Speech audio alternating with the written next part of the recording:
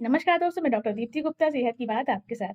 आज हम आपसे बात करेंगे यंग गर्ल्स मतलब जो किशोरावस्था में जो पीरियड शुरू हो रहे हैं, उस टाइम पर क्या-क्या सावधानियाँ आपको बरतनी है, क्या-क्या चेंजेस होते हैं बॉडी में और क्यों वो इरेगुलर होते हैं, तो आइए जानते हैं इस वीडियो के थ्रू। अगर आपने मेरा यूट्यूब चैनल सब्सक्राइब ना किया हो, तो मेरे चैनल को सब्सक्राइब ज़रूर करेंगे और मेरे वीडियो अगर अच्छे लगे तो इनको लाइक एंड शेयर ज़रूर करें। आइए जानते हैं क्या-क्या प्रॉब्लम्स आती हैं जब हमारा फर्स्ट मेंसेस स्टार्ट होता है, जिसको कि हम मीनार्की भी कहते हैं। जो पहली माहवारी शुरू होती है यंग फीमेल्स में, उसको हम माहवारी बोलते हैं और मीनार्की भी बोलते हैं।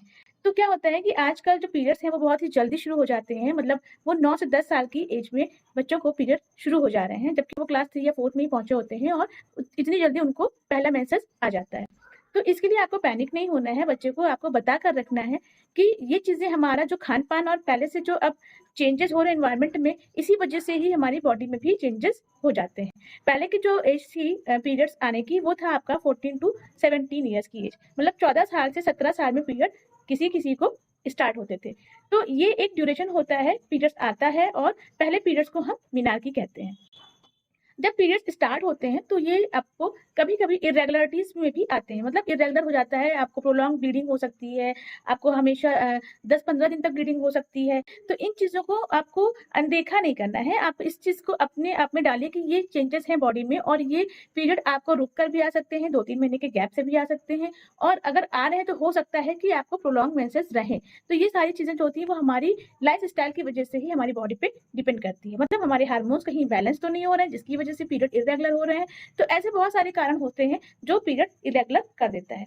अगर यंग फीमेल्स में पीरियड स्टार्ट हो रहा है और टाइम टू टाइम मतलब हर महीने टाइम पर नहीं आ रहा है, तो कभी-कभी समय लगता है एडजस्ट होने में। वो 2-3 साल से में आपका पीरियड जो है वो रेगुलर हो जाएगा। कभी-कभी क्या होता है, हमारी बॉडी को हमारे हार्मोन्स जो होते हैं वो इम्बैलेंस कर रहे होते हैं या हमारी डाइट कहीं डिस्टर्ब हो रही होती है जिसकी वजह से पीरियड इरेगुलर हो जाते हैं। तो इन चीज़ों को आप अगर आपको स्टार्टिंग में 1 टू 2 ईयर या 3 ईयर अगर आपको प्रॉब्लम हो रही है, तो थोड़ा-सा आपको अपनी लाइफ़स्टाइल, आपका रूटीन आपको चेंज करना पड़ेगा और कोशिश ये करें कि किसी गायनेकोलॉजिस्ट से आप अपना ओपिनियन ले सकते हैं।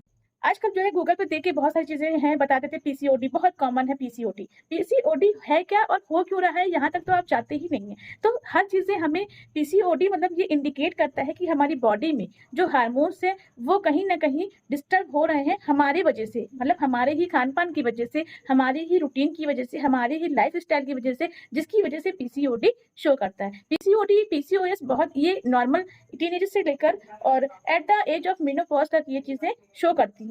तो वो जो शो करती है वो हमारी मेंटल स्ट्रेस की वजह से होता है, हमारी लाइफ़स्टाइल की वजह से होता है, जिनको कि आपको खुद से चेंज करना पड़ेगा। हमें हेल्दी डाइट लेनी है, हमें डेली एक्सरसाइज़ करना है, हमें मेडिटेशन करना है, हमें बहुत स्ट्रेस नहीं लेना है। तो इन सब चीज़ों को अगर आप अपनी लाइफ़ में चेंज करेंगे, तो आपका पीसीओडी, पीसीओएस दूर हो जाएगा और साथ ही साथ जो आपके हार्मोन्स इम्बैलेंस हो रहे हैं, मतलब सबसे बड़ी बात, कहीं थायराइड तो नहीं है, कहीं प्रोलैक्टिन तो नहीं बढ़ा है, कहीं शुगर तो नहीं बढ़ा है। तो बहुत सारे ऐसे टेस्ट कराते हैं इसको डायग्नोज़ कराने के लिए कि अगर बार-बार ये प्रॉब्लम हो रही है, अगर मेंसेस बार-बार इर्रेगुलर हो रहे हैं, डिले आ रहे हैं या हेवी फ्लो के साथ आ रहे हैं और इन चीज़ों को फिर आपको अनदेखा नहीं करना है, अपने नियरेस्ट जो आपके गायनेकोलॉजिस्ट होंगे, उनसे आपको कंसल्ट करना ज़रूरी है। फिर वो आपको डायग्नोसिस के लिए बोलेंगे कि आप जाइए, ये इन्वेस्टिगेशन कराइए। क्या होता है, हार्मोनल पिल्स जो है वो हमेशा जो है वो सेफ नहीं होती है। हम हार्मोनल पिल्स देके आपको कुछ दिन के लिए इसको स्टॉप कर सकते हैं या रेगुलेट कर सकते हैं, लेकिन जो आपका पीसीओडी है वो हमेशा के लिए ठीक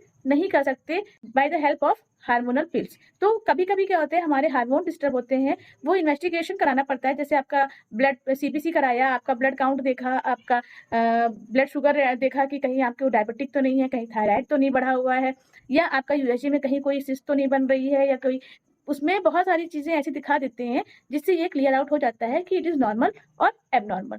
तो इन चीज़ों को आपको अनदेखा नहीं करना है और अपने जो आपके डॉक्टर होंगे उनसे आपको कंसल्ट करना है।